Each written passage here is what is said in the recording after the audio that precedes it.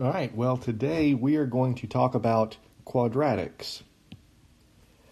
Quadratics are really just a special type of polynomial.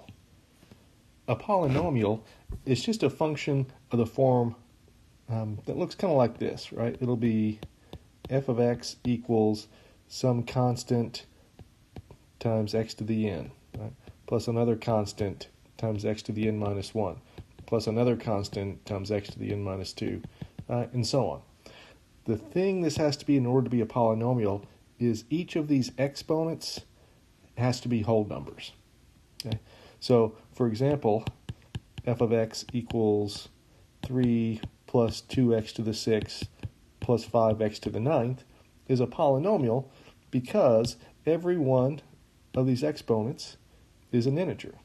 Okay? Of course, for this 3, that's really 3 times x to the 0. Right, so it does still have that property. Okay? Maybe something that could look like this, maybe a 3x to the 9th minus 4x to the 5th plus 10x to the 27th. Again, a polynomial.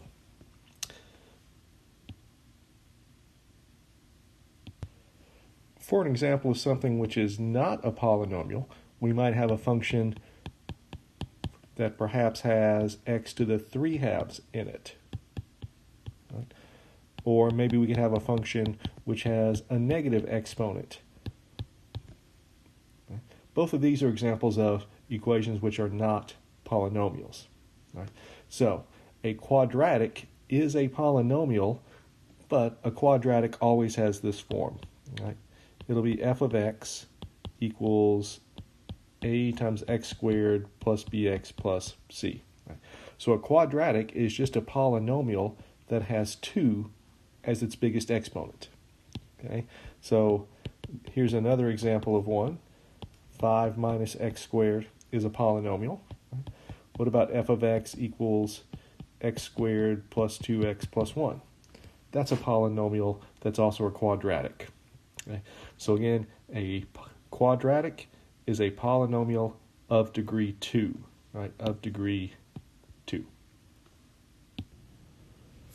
What we know about these quadratics is that when you draw them, you get a parabola that looks like this, right? So again, we have the equation ax squared plus bx plus c. Right? If that leading coefficient, that value for a is positive, right? That means our function will open up like this. Okay?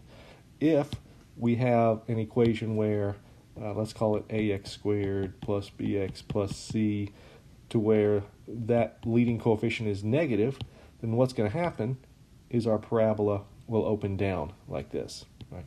So if a is a positive number, we open up. If a is a negative number, then we open down. What we're going to try to do today is we are going to try to solve these quadratics. And by solving a quadratic, we really mean setting it equal to 0. Because even if I had this quadratic of, let's say, 4x squared minus 2x plus 3 equals 5, what we can do is we can pull everything over to the left-hand side and still set it equal to 0 that way. Okay? And then we can work on solving this. Okay? Now, why do we want to actually solve something setting it equal to 0? We always do it, but nobody really ever tells us why. But here's the reason why. If I have some value a and another value b, and they're multiplied together to give me 0, that means that either a or b is 0. So if I have something which is factored like this, x plus 3 times x minus 1 equals 0, then I know that either x plus 3 is 0 or x minus 1 is 0. So that leads me to the solutions of x equals negative 3 and x equals positive 1 when we take those constants over. What happens if we have a couple of things multiplied together that don't give us 0? So, for instance, let's say I have a times b equals 12. Right? Well, when it equals 0, we just had one thing to check. When's the first one 0, when's the other one 0, and that's it. But what about for 12? Well, possible solutions would be, what happens if we have 1 times 12? Or maybe 2 times 6, or 3 times 4? Or how about, I don't know, how about 10 times 1.2, right? Or 100 times 0.12? We can just keep on going and going and going with this. Right? We actually have an infinite number of possibilities we have to check here if it's not setting, if we're not setting it equal to 0. So that's the reason why we've always set it equal to 0. It just makes our lives much easier.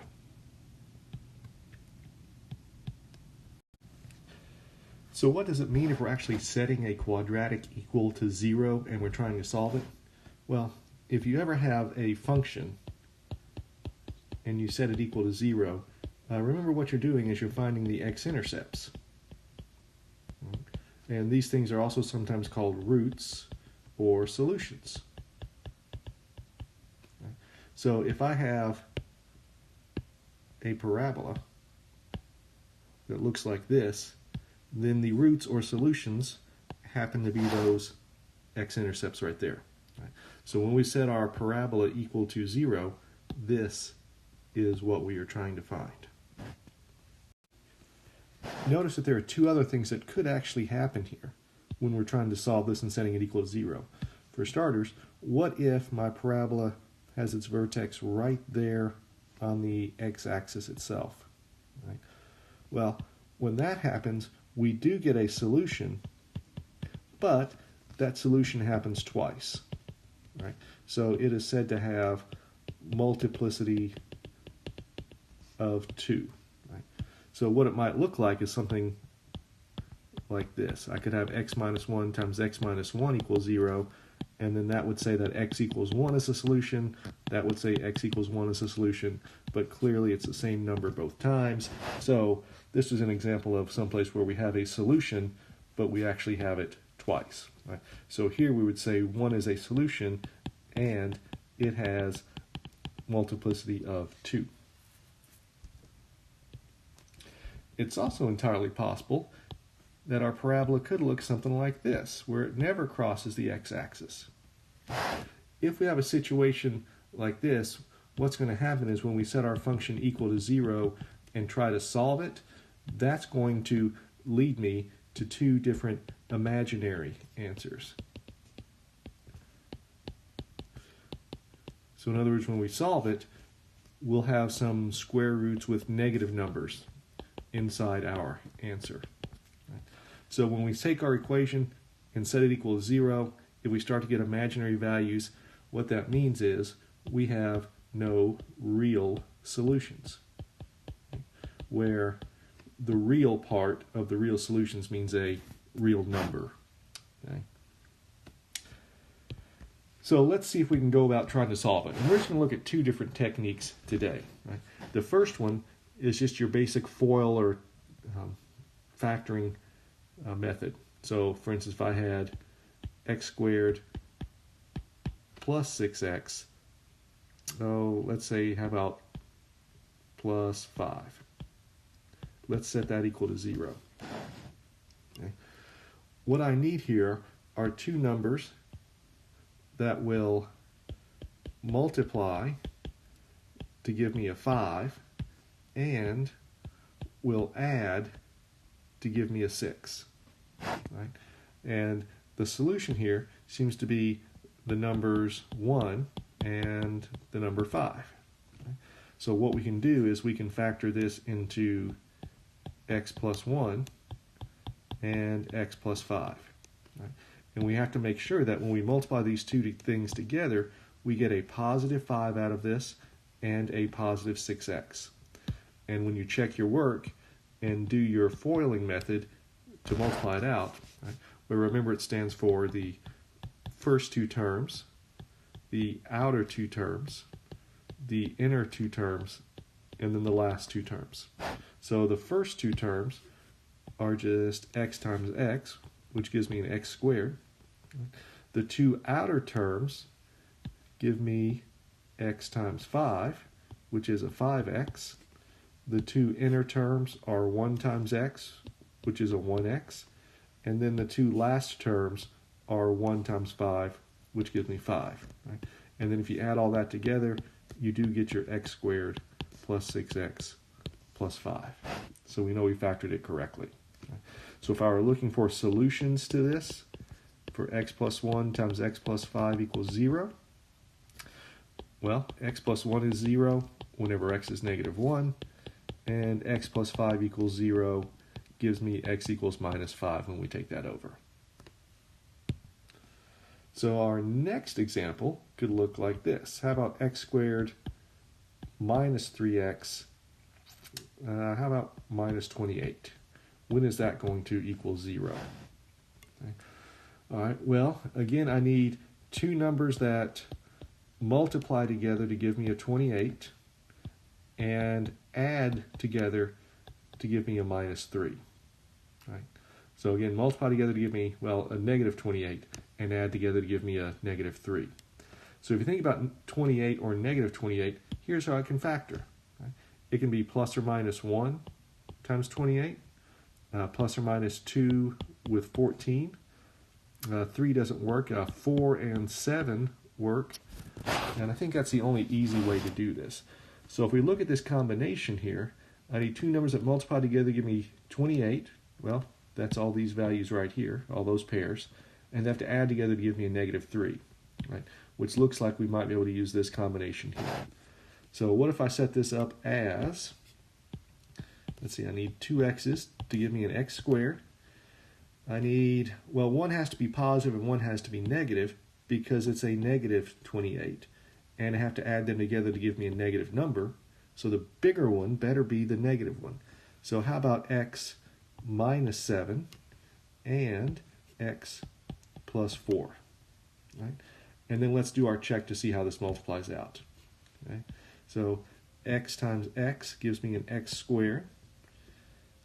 Let's see, and then the two outer ones gives me a negative 7 times x is a minus 7x. The two inner ones are a positive 4 times x gives me a positive 4x. And then the two last ones are a positive 4 times a negative 7, which gives me a negative 28. Right? And if we add our x's together here in the middle, I have an x squared, a minus 3x, and a minus 28, right? Which is what we were hoping for. All right. Let's give one more of these things a shot. What about x squared minus 8x? Oh, how about minus 65? All right, so we have to think to ourselves again, I need two numbers that will multiply together to give me a negative 65 and add together to give me a negative 8. So let's see how 65 factors. Again, we can use a 1 and a 65. We could use, let's see, 2 doesn't work, no, 3, 4, 5, and 13. And I think those are the only combinations we have here. Right? And it looks like this one might do the work for us. So it looks like I can factor this into, let's see, I need an x and another x. One has to be positive, one has to be negative, because when I multiply them together, I get this negative 65. Right? And I need to have a negative 8 popping out when I add them together. So if I need a negative 8, I better use a negative 13 and a positive 5.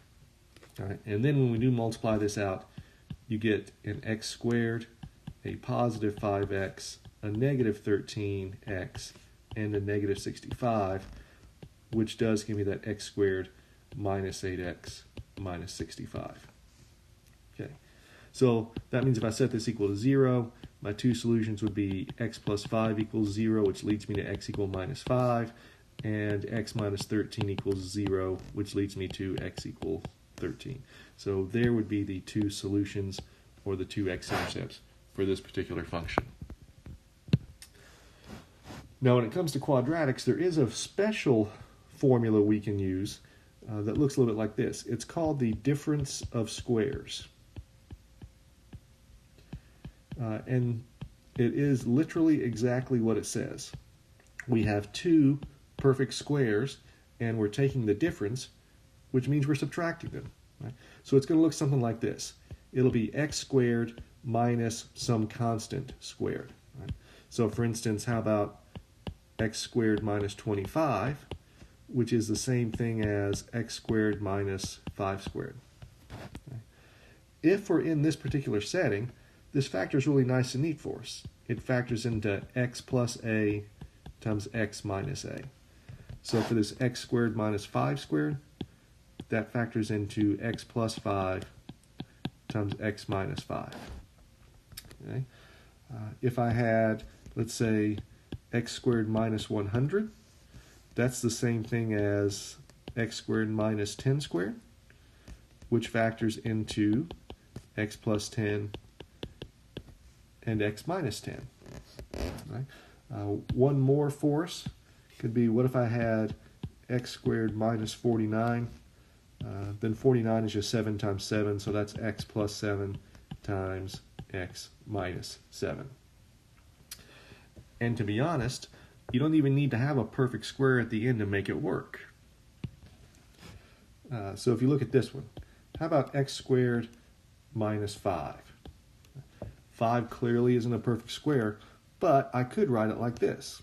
That's the same thing as the square root of 5 squared. So I could actually factor this into x plus the square root of 5 and x minus the square root of 5. Not as pretty as the other ones, but it certainly works. Right?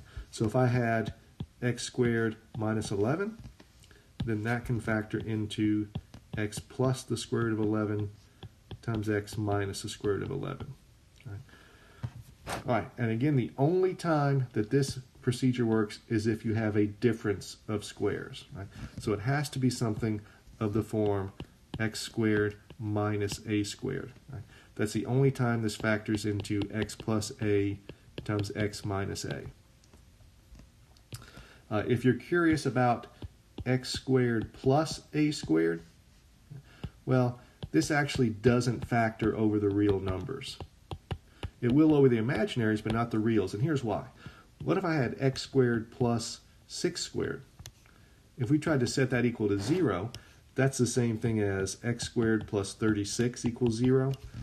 If we take that 36 over, it becomes a minus 36. And if you recall, whenever you square a term, it's going to be positive. Right? Or maybe 0 if you plug in 0. But there's no way I can take this left-hand side, this positive number, and actually turn it into a negative number like this. Right? So there's no way to square a number and actually get something negative. Right? So x squared minus a squared factors, x squared plus a squared does not factor. Okay, so that's part 1, right, to where we factor things. I'm going to go on to part 2 and show you a couple of little techniques to use, and then one technique which you can use for any type of quadratic equation. See you in a bit.